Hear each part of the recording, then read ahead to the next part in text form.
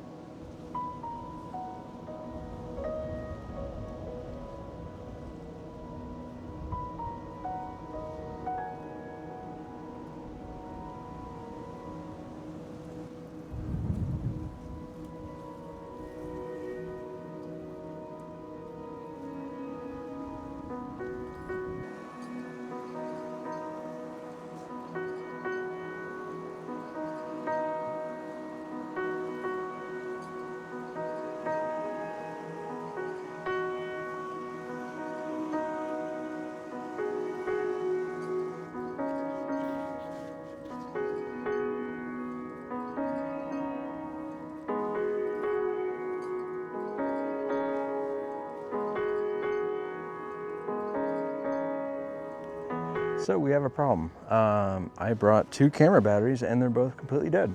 I don't even know how, because last time I used them, which was like a few days ago or a week ago, they were fine. And I took them out with the camera and everything, so that way they wouldn't drain any battery on standby or whatever.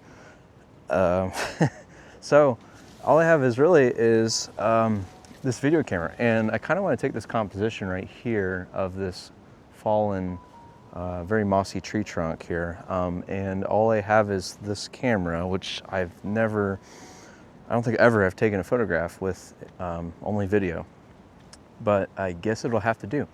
So I'm going to switch it over to manual mode and see what I can do for this. Well, I took a couple images, about 3 different exposures. They were around 1/25th of a second, ISO, I think around 640, 500 was one of them, and then an aperture of f11. I don't know. We'll see how they turn out. Hopefully it's pretty nice, at least on this little camera here, a Canon M50 Mark II. That's just really unfortunate. I mean, it's like, I haven't had such a rookie mistake or a setback like this in so long. And like literally everything in this camera bag goes to the camera that doesn't have batteries for it right now, which is just really unfortunate. And now the sun's behind the clouds, so. But anyways, it's pretty overcast out. But yeah, of this nice tree trunk right here. Still pretty nice. It's just right off the path. There's some invasive ground cover, unfortunately, but you can just see how it lines all the way up to it. And so I got right on top of it, doing things where I incorporate the sky, even though it's pretty cloudy and not really anything spectacular. And then also ones where I'm looking almost like straight down, but like diagonally at an angle, where I'm just like shooting it head on. And then for my focal length, doing 15 millimeters on this little 15 to 45, I don't even know what, oh, it says it right here on the front, duh. But 15 to 45, wide angle zoom lens, but I did it at 15 millimeters, so pretty wide on that end, and just shooting top down at that really kind of like magnifies or amplifies, I guess you could say, the entire front of the tree trunk at least, but just makes that leading line of the tree trunk that much more apparent, I guess. I'm gonna go ahead and keep going here, and we'll see what else we can get for the evening here. I still got a little ways to go here on the wetland trail, and I'm holding out. Hopefully we get something decent, but we'll see. I'm trying to be careful in this the wetland trail here, because there's a lot of really old trees, tall trees at that, and just with these winds, I don't want to get hit, of course, by like a widowmaker or something, because people actually, of course, die from that, and I don't want to be a victim, of course. But in other news, I've been seeing a lot of the ephemeral flowers, at least the leaves in some cases, but some of these Virginia bluebells, which are like these little green little clusters here, they're starting to get their flowers, the nice little vibrant, blue and pink colors. They're just very, very small right now. They're not really quite in bloom yet, but I can still see them starting to slowly appear at least. In other news, I did see some lesser celandine or celandine. Unfortunately, it's a very invasive buttercup. I've seen a couple of them along the waterway here, along the Mill Creek. I'm not surprised by that, because waterways seem to proliferate their growth and movement and spread them out a lot more. Did see a whole bunch of Harbinger Spring, tons of them here. Actually, this is probably the most I've ever seen, to be honest, anywhere for that matter. And then a few of these Dutchman breeches leaves, which are these little guys here. So pretty cool to get these. Very windy, as you can see from above me. But keep hearing the trees hitting each other, and it's kind of making this like wood knot kind of sound at least. But yeah, sunlight keeps peeking out a little bit every now and then too. So just kind of keeping that in mind in case I take photos. But right now I'm just kind of enjoying the ride I'm on, I guess.